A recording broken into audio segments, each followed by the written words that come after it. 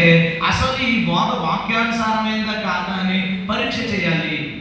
పరీక్ష చేసిన తర్వాత ఇది వాక్యానుసారమైంది అనిపించిందా కొనసాగిస్తాం. ఇది వాక్యానుసారం కానిది అని అనిపించినప్పుడు ఏం చేయాలి? ఒక బోధ తప్పని మనకు అర్థమైంది, అప్పుడు ఏం చేయాలి? ఇప్పుడు ఇక్కడ ఒకటి, అనేక మంది అబద్ధ ప్రవక్తలు వస్తారన్నారు. ఓకే, వచ్చారు. ప్రతి ఆత్మను నమ్మొద్దు అన్నారు, పరిశీలన చేయమన్నారు. పరిశీలన చేసాం అనుకుందాం.